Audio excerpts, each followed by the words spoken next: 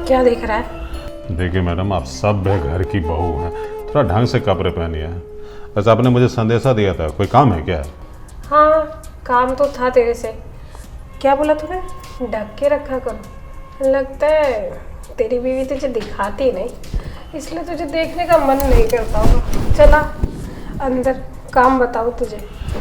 देखिए, मेरी बीवी की बात छोड़ दीजिए, बताइए क्या काम है, मैं खटाखट कर देता हूँ। खटाखट बाहर नहीं हो सकता ना वो काम। और वैसे भी तू ना आजकल मेरी बातें नहीं मानता। लगता है तुझे नौकरी से निकलवाना ही पड़ेगा, तेरी कंप्लेंट डालनी पड़ेगी।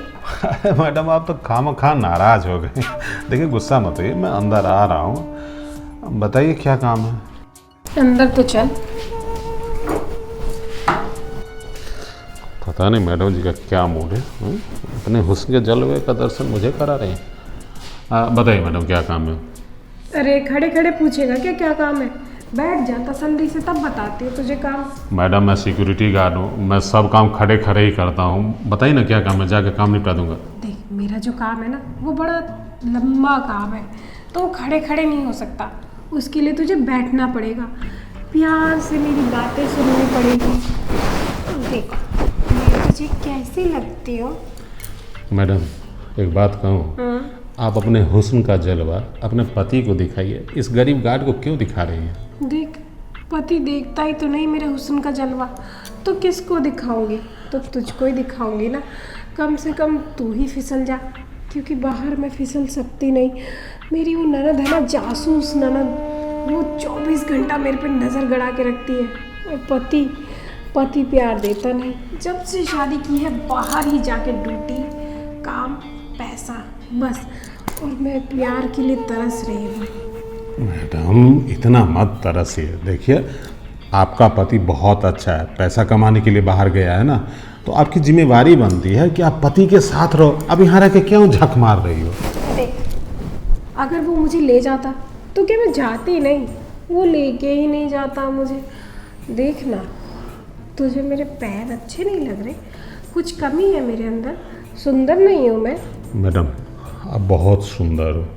मैं आपकी समस्या के लिए एक रास्ता निकाल रहा हूँ। एक बंदा है अपने सोसाइटी में, बहुत हट्टा कट्टा मुस्टंडा है। अरे नहीं, वो नहीं चाहिए मुझे। देख, मुझे ना उम्रदार लोग बहुत पसंद आते हैं। तेरी उम्र यूँ धूप में थोड़ी सफ़ेद हुई होगी, ये तेरे बाल तो ना, तूने अपनी बीवी के साथ बहुत एक्सपीरियंस लिया होगा, थोड़ा एक्सपीरियंस मुझे भी दे देना।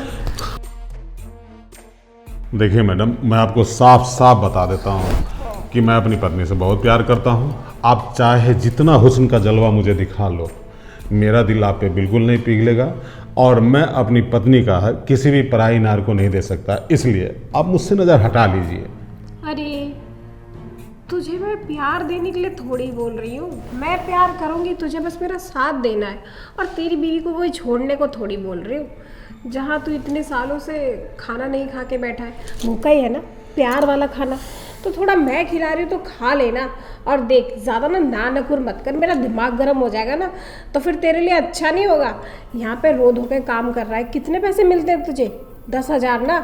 नौकरी से निकाल दिया ना, इस 10,000 से भी हाथ धो बैठेगा। कैसे पालेगा अपने बीवी बच्चों को? सोचा है कभी तूने? मैडम, ज़रा आप अपना लेवल देखो और मेरा लेवल देखो। आप इतनी बड़ी हो, मतलब इतने पैसे वाली हो, और एक मामूली सिक्योरिटी गार्ड से इश्क लगाना चाहती हो। देख, मुझे ना बहुत टाइम से प्यार नहीं मिला अपने पति से, तो प्यार मुझे किसी से भी मिले फ़र्क क्या पड़ता है? और वैसे भी तू गरीब है, मैं अमीर हूँ, ये बात हमारे बीच में है। बाहर किसी को कुछ पता चल रहा है क्या? नहीं ना। तो देख, ज़्यादा ना मेरा मत्था खोटी मत कर, मेरे को गुस्सा आ रहा है। मैडम, गुस्सा मत हो, मैं आपको बस इतना बोल रहा हूँ कि ठंडे दिमाग से सोचो। अगर आपकी बात में मान जाऊँ, आपके साथ प्यार का खेल खेल भी लूँ, और ये बात आपकी ननद को या सोसाइटी में किसी और गार्ड को पता चल जाएगी, तो मतलब समझ रहे हो ना, बात लीक होने पे बात छुपेगी नहीं। अरे वो बेवकूफ़, मेरी ननद को अपने काम से फुर्सत नहीं मिलती, वो मुझ पे क्या ध्यान देगी? और वैसे भी माना कि उसके भैया ने बोला है कि अपनी भाभी पे थोड़ा ध्यान रखना, तो इसका मतलब ये थोड़ी है कि मेरी पर्सनल लाइफ नहीं है। वैसे भी 24 घंटा ना मेरे पे नजर रखती रहती है। इसी वजह से मैं ना किसी को बुला पाती, ना मैं खुद कहीं जा पाती। खुद तो मौज मस्ती करते रहते हैं ये दोनों भाई बहन, और मेरी ज़िंदगी नरक बना रखी है। तो मैं भी तो मौज करूँगी और मौज में तेरे साथ करूँगी। और ये बात ना तेरे और मेरे बीच में रहेगी, ना अड़ोसी को, ना पड़ोसी को, ना मेरी ननद को, ना मेरे पति को, किसी को कुछ पता नहीं चलेगा। और अगर तूने मेरी बात नहीं मानी तो तुझे मैं अभी के अभी इसी टाइम काम से निकाल दूंगी। मैडम ऐसा क्यों कर रहे हो? मतलब ये सब काम के लिए मुझे नौकरी से निकालोगे? अरे मेरी नौकरी चली जाएगी तो मैं परिवार बच्चे का भरण पोषण और कैसे? तू सोच कि तेरा काम चला जाएगा तो तेरे बीवी बच्चे भूखे मरेंगे या सड़क पे भीख मांगेंगे। मैं उन सबका ठेका नहीं ले रखी। हाँ, अगर तू मेरी बात मानेगा तो हो सकता है तेरी पगार भी बढ़ा दूँ मैं। बता। अब मैं समझ गई, तू इशारे दे रहा है, काम मैं शुरू करती हूँ। लेकिन भाभी, बानी, अच्छा हुआ तो आ गई। देखो ना, ये गार्ड, इसने सोचा मैं घर में अकेली हूँ और ये मेरे साथ ज़बरदस्ती करने की कोशिश कर रहा था। और अगर तुम नहीं आती तो न जाने मेरे साथ क्या क्या कर देता। और प्लीज़ भाभी, ये ढोंग करना बंद कीजिए। वैसे भी गार्ड अंकल ना मुझे सारी सच्चाई बता चुके हैं आपके बारे में। मैं ना भैया को ही बताऊंगी अब ये तुम्हारी काली करतूतों के बारे में। हाँ काका बोलिए, क्या ज़रूरी बात थी?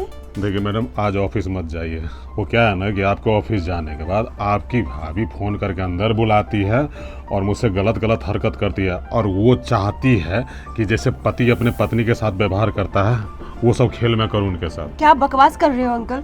आपको थोड़ी सी भी शर्म नहीं है? मतलब कुछ भी बोले जा रहे हो, और वो भी मेरी भाभी के बारे में। अरे मेरी भाभी जैसे तो कोई भाभी नहीं हो सकती किसी की। देखिए, मैं भी आपकी भाभी को यही समझा रहा हूँ कि मैं एक सिक्योरिटी गार्ड हूँ, आपका पति नहीं। मैं आपका पति नहीं बन सकता, लेकिन उनके दिमाग पे इसका भूत सवार है। वो बोल रहे हैं कि उनका पति बाहर रहता है, वो बहुत बेचैन रहती है, उनकी गर्मी को मैं शांत अरे बकवास बंद कीजिए अंकल, कुछ भी बोल रहे हो। मतलब थोड़ी सी शर्म नाम की चीज़ नहीं है आपके अंदर। और मेरी भाभी ना बहुत अच्छी है, और मेरे भैया भाभी के बीच में बहुत अच्छा रिलेशनशिप है उनका, और बहुत प्यार करते हैं वो एक दूसरे से। और वो तुम पे ना रोल डालेंगी।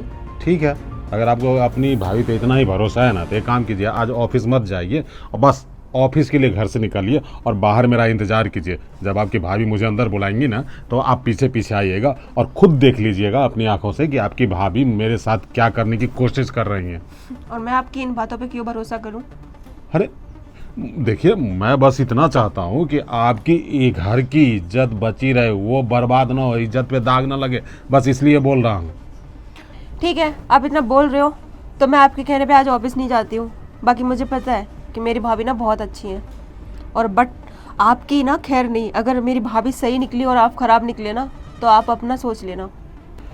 कोई बात नहीं मैडम, आपको जो मर्जी हो करना, बस एक बार मेरी बात मान के देखिए और अपने भाभी के चरित्र पे देखिए कि वो क्या कर रही है।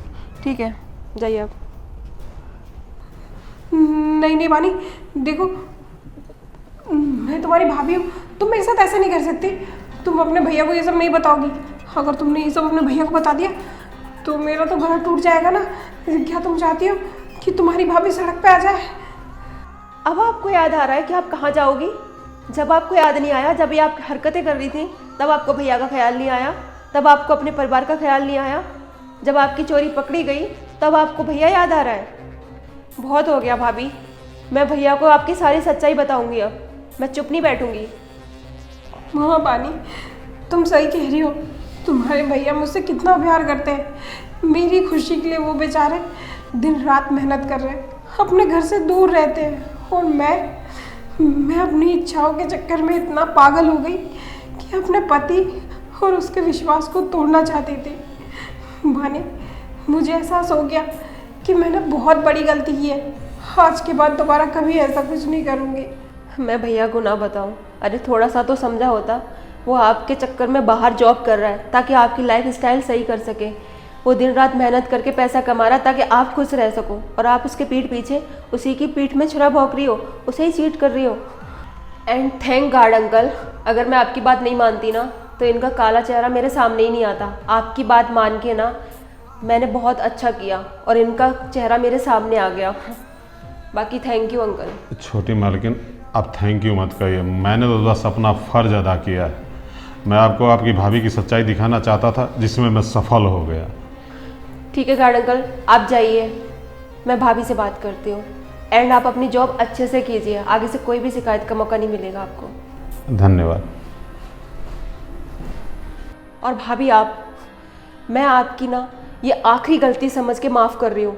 अगर मुझे इसके बारे में आगे से कुछ भी पता चला ना तो मैं तुम्हें माफ़ नहीं करूँगी, और मैं आपसे नहीं सीधा भैया से बात करूँगी। मैं सच में दोबारा कभी ऐसा नहीं करूँगी। मैं अपने किए पे शर्मिंदा हूँ, मुझे माफ़ कर दो।